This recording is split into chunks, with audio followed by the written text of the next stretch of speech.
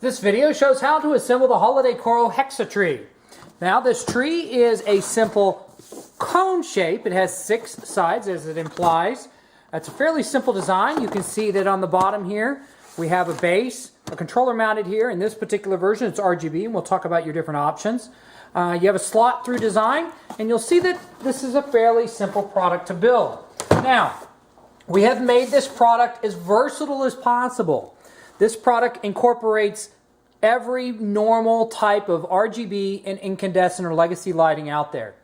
What we have here is we have C9, we have 3 C9 holes, we have 3 C7 holes, we have 6 8mm or 12mm RGB nodes. Along the outside we have 100 count of incandescent or LED mini lights, and shown here, you'll see there's individual holes. These indicate the alignment locations for modules, and there can be 6 around the outside and then 3 on the inside, depending upon the light levels and cost that you want to incur. So this is a fairly versatile design, and it works with pretty much every type of light you might have. Now, we are going to be showing you the general assembly of the unit, and we will be showing you how to install RGB lighting. But again, you can use whatever light, whether it's basic or pixel, or whether it's incandescent on your own. It should be fairly easy to simple to figure out, and if you have any questions, of course, you can contact us. Now, the first step here is to go ahead and assemble the base. The base is the black piece. You'll see that one side is routed out with pre-scored holes. So we simply just take and bend it on the opposite side. We're just going to go ahead and pre-bend this in so we remove some of the tension. And then we're going to take our black zip ties. And all I'm going to do is just run them through the side here. And come around to the other side. And just lock them together, creating one solid side. Now, what we'll do is I'll go ahead and I'll complete this on the remaining 6 sides, and then we'll show you how to assemble the top. I've now completed applying all of the zip ties to the inside, and you can see this makes a hexagonal base. I'm just going to use my dikes here, and I'm just going to trim off the additional extra zip tie area. And we now have our base. Now, if you're going to build a number of these, I'll probably go ahead and just do them all at once. This process took about 1.5 minutes. What we're going to do is go ahead, for clarity, is go ahead and mount our RGB lighting onto this unit. Here's the controller solution we'll be using for this particular design. Again, you're not limited to this particular design. You're welcome to use any kind of design that works best for you. If you find pixels are more economical or basic lights, it's up to you. Now, what we've done is we've gone ahead and attached, using solder, each of the lights. In this particular case, I'm just going to install 3 modules to this controller. And this just simply plugs into our Cat5 power and DMX over Cat5 system. So what I'm going to do here is I'm just going to use, because we're going to be using the inside areas, I'm just going to fish my modules up through the center here. Now, I've gone ahead and attached double-sided tape to the bottom of this controller.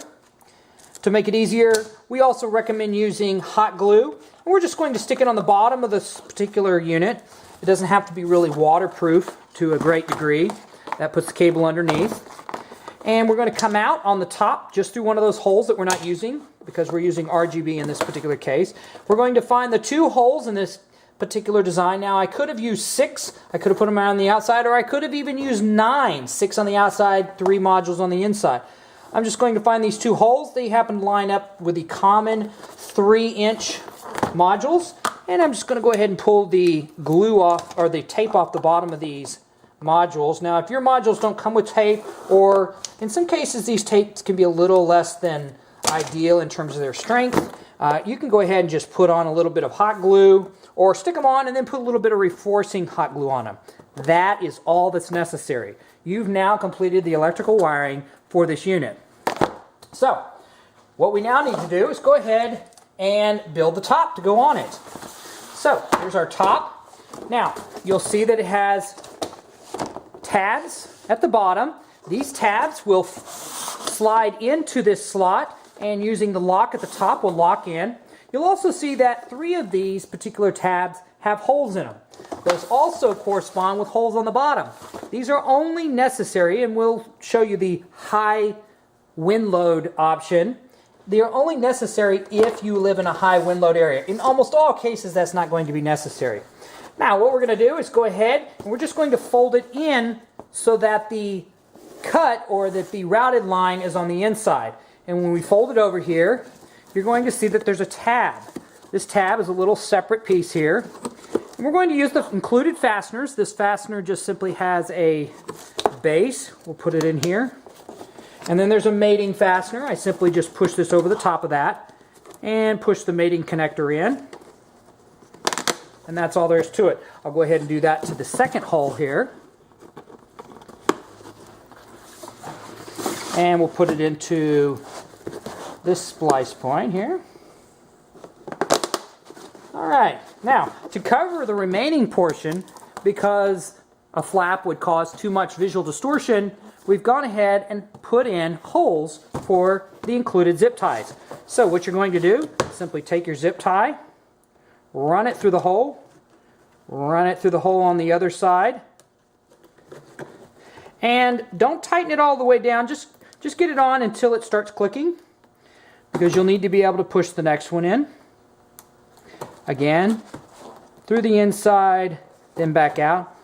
Of course, you'll notice that there are black and then there are white zip ties. So just use the black for the base and then the white or clear zip ties for the top diffuser. All right. A little tricky as you get down here to the bottom. And through here. And then one more. And that gets us to the end. And all we're going to do is simply come back, pull these taut, and you'll see that in just a few moments here, we'll be completely done. The general assembly time, and of course it depends on what kind of lights you're putting in. The general assembly time you're looking at is just a few minutes per unit. You'll probably spend a little bit more time on your first unit versus your last unit, and of course depending on how many you have. We've now completed the cone, the diffuser, and you can see here, it's just ready to be popped right on the top of the base. Now, it's important to note where we're going to be putting this. Now, you'll notice, as I mentioned before, that there are holes along the outside on every other section here, and they have a matching splot cut into this tab. You just have to pick one of those and match it up so that the slot at the bottom fits with the slot or hole at the top. All you have to do, put the little tabs into the holes, like this. And you just go around slowly until you get them all started. And then you can just rock it around, and then these tabs will snap into place. It may be necessary to push a little bit on the bottom to get them to snap in. And you're good to go. So, that is all that's required. Now, how do you secure this unit? Well, it's fairly simple. In most environments, and it depends on your particular display, but in most environments, if you have a soft ground, you can simply just use standard coat hangers. So all you need to do is simply take a pair of dikes, cut the coat hanger so that it's cut in half. You can of course get 2 from each coat hanger. Just do a little straightening to get this straight so it forms a little hook like this. And all you're going to do is put these through the hole. There's one hole on each individual corner, and you simply just stake these into the ground. You can see that they're not very visible at all, and they'll hold given that there are 6 around the outside. So, if you live in a high wind load area, it is possible this could pull off. Not likely, but it possibly could. We've incorporated yet another feature, so those holes in these tabs from the top can be secured to the base by simply using our high wind load option. It's just a few more cents. You simply just put it through just like you did on the top, put on a cap, put it on each 3 sides, and you're good to go. I guarantee this will not separate from the base, which is secured to the ground, from the top. Now, let's go ahead and look at what these look like when they're completed. Here's the setup we're about to show you at night. what we have off to the right is the power supply. This is 110 volts. It's going into a waterproof power supply, injecting power, and this could of course contain DMX also, over the Cat 5 cable. And our website has lots of additional information on power over Cat 5 along with DMX. And it's simply just taking a splitter, splitting off to this cone, and then off to this cone. Let's go ahead and take a look and see what that looks like. This is the HexaTree.